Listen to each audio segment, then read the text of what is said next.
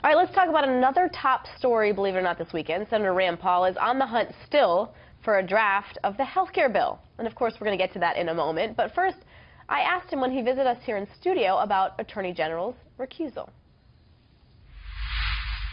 Well, I think on both sides of the aisle there's been a little bit of misremembering which ambassadors they met with. You know, we had someone on the other side of the aisle come out and say she had never met with the Russian ambassador, and then someone looked at her Twitter feed and sure enough she had met with the Russian ambassador. So I think it's easy to forget if you've met with people over time.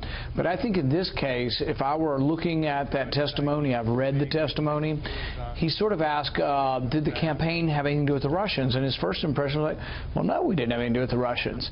That he wasn't thinking about it in his capacity, I think, as senator. So I don't think he meant to try to mislead. I think he just honestly thought that that wasn't the same, and he didn't think through, oh gosh, I had a meeting on August 3rd. But who would try to obscure that when everybody knows your schedule is somewhat public and that it would come forward? So I don't really think that he meant to mislead. I think he just thought he was talking about the campaign, not his official capacity as a senator. Part of his response was that the leaks are being hyped beyond reason.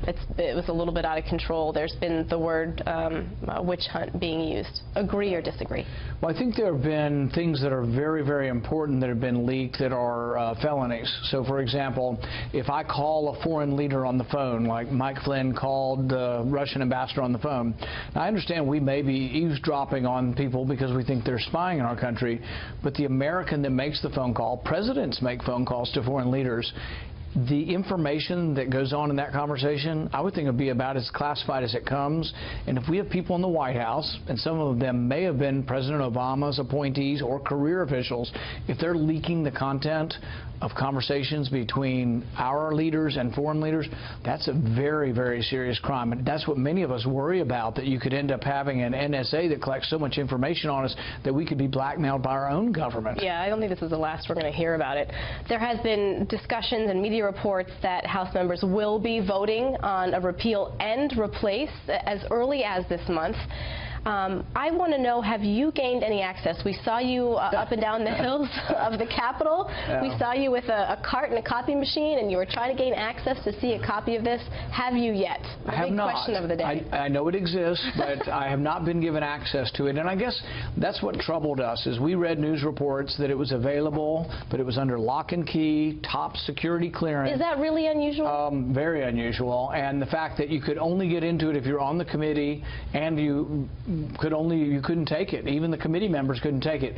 I think that's a big mistake, and I think once anybody in the public, you know, conservative Republicans don't like sort of the establishment Republicans doing this, but nobody likes it, Republican or Democrat, if a bill's completely created in secret and nobody gets to see it. What if they say, listen, we just want to get it right. We've waited this long, we want to get every detail, and what if they're looking at ways to compromise? Because we know you have a totally different proposal, and they just want to present it to the Senate in a form that they I think it's worse than that, though. I think conservatives don't want Obamacare light, and we think what they're creating is Obamacare light. What is Obamacare light? I'll give you 3 instances that are in the bill that we object to.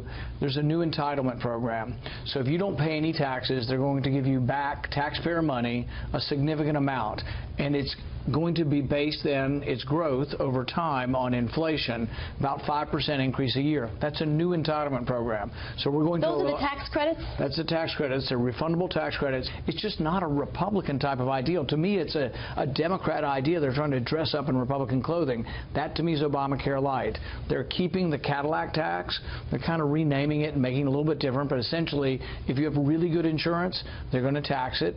And then the third thing they're doing is they're keeping a form of the individual mandate. You remember everybody complained, all Republicans said individual mandate's terrible. They're keeping it, but instead of you paying a penalty to the government, you're going to have to be, and it's a mandate, it's a law, you're going to have to pay a penalty to the insurance company. Your proposal is to just go back and vote on the repeal and just do a blanket, a clean I have slate. Two proposals. One, clean repeal, and I think all conservatives will be on board. We did this a year ago. But millions will be uninsured. Let me finish. I'm for clean repeal, and the same day, a separate vote on replacement. I wouldn't put them together because there is some disagreement on replacement. So what I'm saying is vote on a clean repeal, everything, and then vote on a replacement the same day. What if the repeal goes through and the replacement doesn't? I can't guarantee what wins and loses. I'm just telling you the only way they're going to get repeal is if they want to get conservative votes, they're going to have to give us a clean repeal like we voted on before. But if you want conservatives to stay on board, you know, you've heard from the House Freedom Caucus, that's 40 members of Congress. You've heard from 3 of the senators on our side. That is enough to stop them. They're going to have to negotiate with us. With all these different bills and proposals, you're going to have people who say, listen, you're preventing progress. It's just way too much going on. I think we should get it right. I think we should completely repeal Obamacare. It's been terrible for the American public. Insurance rates have gone through the roof. Nobody likes it. We're suffering this downward spiral of it. It's a terrible, terrible system. Let's get rid of it. But then let's also say, you know what, we have different ideas on replacement. We're unified as Republicans for repeal. We're not so unified on replacement. Separate replacement. Let's vote on a couple different versions. But that's the way it should be in democracy. Try to get people to come together for your ideas. But if they force us to have big government replacement kind of bills, Obamacare light on the repeal bill, they're not going to win.